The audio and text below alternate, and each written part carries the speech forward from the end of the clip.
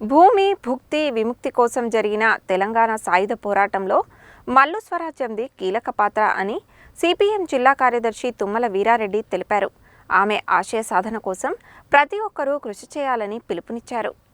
తెలంగాణ సాయుధ పోరాట యోధురాలు మల్లు స్వరాజ్యం 3వ వర్ధంతిని పురస్కరించుకుని మంగళవారం నల్గొండ సిపిఎం కార్యాలయంలో ఆ పార్టీ నాయకులు ఆమె చిత్రపటానికి పూలమాల వేసి ఘనంగా నివాళులు అర్పించారు. ఈ సందర్భంగా సిపిఎం జిల్లా కార్యదర్శి తుమ్మల వీరారెడ్డి మాట్లాడుతూ భూమి భుక్తి విముక్తి కోసం జరిగిన తెలంగాణ సాయుధ పోరాటంలో మల్లు స్వరాజ్యం ముఖ్య భూమిక పోషించి పేదలకు భూమి పంచిందని అన్నారు. తెలంగాణ సాయుధ పోరాట స్ఫూర్తితోనే తెలంగాణ ఉద్యమం జరిగిందని తెలిపారు. మల్లు స్వరాజ్యం పోరాట పటిమను నేటి మహిళలు పుణికిపుచ్చుకొని తమ హక్కుల కోసం పోరాడాలన్నారు.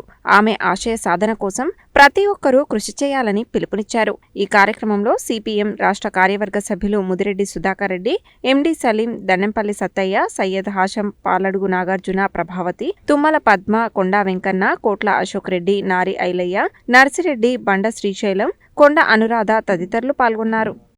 తెలంగాణ రైతాంగ సాయుధ పోరాట యోధురాలు, అలాగే మాజీ ఎమ్మెల్యే, పార్టీ మాజీ కేంద్ర కమిటీ సభ్యులు మల్లు స్వరాజ్యం గారి 3వ వర్ధంతిని ఈరోజు సిపిఎం జిల్లా కార్యాలయంలో నిర్వహిస్తున్నాం. ఆమె గొప్ప చరిత్ర ఉన్నటువంటి నాయకురాలు, మార్క్సిస్టు యోధురాలుగా తీర్చిదిద్దబడ్డటువంటి ఒక వీర వనిత. ఆమె భూస్వామ్య కుటుంబంలో జన్మించిన 11 ఏళ్ల ప్రాయంలోనే అక్కతో కలిసి ఈరోజు నల్గొండ జిల్లాలో పేదల కోసం పోరాటం కొనసాగించింది. భూస్వాములను ఎదిరించి, పెత్తందారులను ఎదిరించి ఈరోజు దాడులు దౌర్జన్యాలు జరిగినా ఆమె ఈ పేదల కోసం అనునిత్యం పనిచేసినటువంటి మహాయోధురాలు.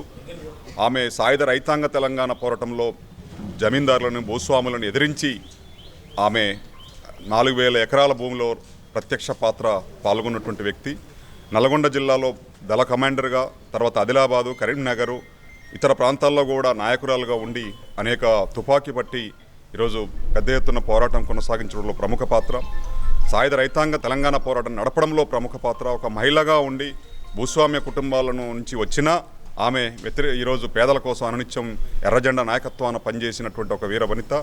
ఆమె 8 దశాబ్దాల పాటు గొప్పగా పార్టీలో పనిచేసి పేద ప్రజల కోసం పనిచేసింది. దాడులు దౌర్జన్యాలు జరిగినప్పుడు ఆ రకంగా అందరికీ అండగా నిలబడి, వారికి సపోర్టుగా నిలబడి ఈరోజు ఉద్యమాల్ని ముందు తీసుకుపోవడంలో ప్రముఖ పాత్ర. అందుకని స్వరాజ్యం గారి జ్ఞాపకాలు చాలా ఉన్నాయి. ఆమె రచనలు చాలా ముందుకు రావాల్సిన అవసరం ఉంది. ఈరోజు ఇప్పుడున్నటువంటి చరిత్ర ప్రకారంగా వక్రీకరిస్తున్నటువంటి బీజేపీ ప్రభుత్వంలో ఈరోజు స్వాతంత్ర సమరయోధులు లేదా ఈరోజు సాయుధ రైతాంగ తెలంగాణ పోరాటాన్ని వక్రీకరించేటువంటి ప్రయత్నం అనేది కూడా జరుగుతూ ఉంది. ఇటువంటి ఒక చరిత్రకారులుగా ఉన్నటువంటి స్వరాజ్యం గారి జ్ఞాపకాల్ని మరింత పదిలం చేసి ఈరోజు ఆశయాలను సాధించడానికి కమ్యూనిస్ట్ పార్టీ మార్క్సిస్టు ముందుకు వెళ్తుందని చెప్పేసి తెలియజేస్తాం. ఈరోజు మల్లు స్వరాజ్యం గారి 3వ వర్ధంతి జరుపుకుంటా ఉన్నాం.